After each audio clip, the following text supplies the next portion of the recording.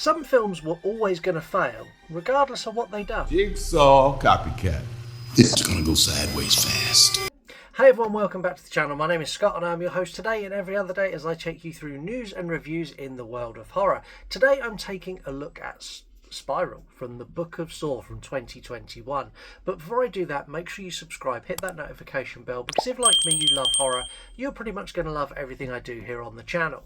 So Spiral came out in 2021 and it was a critical flop. The critics absolutely panned it and then the audience went in afterwards and finished the job and put the Saw franchise down for good until we got Saw X. Now, a lot of people would think that the failings of this movie were down to, one, the casting, because no one really attached to the Chris Rock character, two, the new Jigsaw, this young cop being the new Jigsaw, no one really resonated with that. And one of the biggest flaws that it gets criticised for is the fact that it's missing John Kramer. And if you look through the Saw franchise, every movie that does not have John Kramer or Tobin Bell in one form or another tends to perform badly. And all of that is right. Like, all of the things that people have said about this movie is 100% correct. The reveal is underwhelming. The traps are not as good. The fact that there isn't really an option to escape in any of these traps. They are designed to purely kill, unlike some of the Jigsaw traps that you do have a fighting chance. All of that feels off and out of tone with the Saw franchise. Chris Rock's character is bad, is badly written, but the story between him and his father is actually very well written. So his father's played by Samuel L. Jackson and he plays a retired, honoured police officer. He was the best of the best when he was a cop, and Chris Rock is constantly living in that shadow, trying to outperform and prove his worth, and in doing so breaking rules and just generally getting in trouble. It's a very 90s cop movie kind of trope, like he's trying to prove he's as good as his father, but turns out his father was corrupt as fuck and is actually the target of the new Jigsaw. Now, this for me is where they made the biggest mistakes. So they had the opportunity here to genuinely push Saw to the next generation, to make this leap from we're stuck in limbo to we have a new clear direction, and they didn't take it, and I'll never understand why. So they have Samuel L. Jackson in this movie. Samuel L. Jackson is a pivotal role who dips in and out and adds to the plot and the narrative. At what point did they make the decision not to make him the copycat of Jigsaw? Why was that not the decision?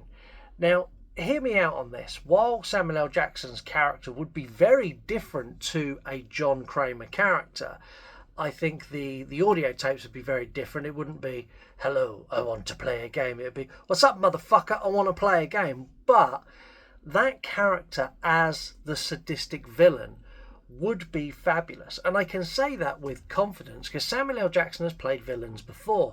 Probably his most notable and the one that springs to mind the most is when he plays Glass, and he plays Mr. Glass. He plays this in Glass and Unbreakable and Split as well, and that character is evil, like evil to his core.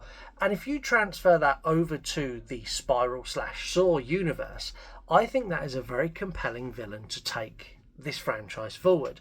But they didn't do that, and it was a bomb and it failed miserably. Which leads me on to what I really want to talk about today, is what's going to happen with Saw 11. So Saw 11 is not happening now. James Wan and Leigh Whannell have come back and said it is going to be a reboot. They're going to rebirth the franchise. And in doing that, that means they're going to face all of the same problems that Spiral faced. They're not going to bring Tobin Bell back because it's a reboot. So instantly the franchise is on a back foot, as I've already explained. When Tobin Bell and the character of Jigsaw are not there, no John Kramer, the movies tend to perform badly. You can't straight up remake this because it's been done before. We've seen Saw. There's no way you can do that without us knowing what the twist is. So to reboot this, you need to completely start from scratch and tell a brand new story. And Leigh Whannell is more than capable of doing that. But my question is, will it resonate with Saw fans? If they get one piece of the casting wrong, or if they take one misstep, the fans of this franchise are going to tear it to bits. Personally, I would like a Saw 11. I would like a Saw 11 where we get the conclusion of the half-told story in Saw X. We find out what happened to the bitch who escapes at the end. Maybe she hunts John Kramer down and John Kramer sort of manages to deal with her while he's running the traps in Saw 2. Like, there's so many options there with the story they already have. To completely reboot makes no sense to me. The only sense that makes is from a studio financial standpoint. We're going to start from scratch and make another 10 of these. And I'm not in for that. But I'd love to know what you think. Like, what do you think on Spiral, the Book of Saw? Do you think this would have been a success had they made Samuel L. Jackson the new killer? And how do you feel about Saw 11 or the Saw reboot now? Let me know in the comments. Let me know with a stitch. We're not on TikTok. You know what I mean. Let me know in the comments. Like, comment, subscribe. Do all the cool stuff. And I'll speak to you all really soon. Bye, guys.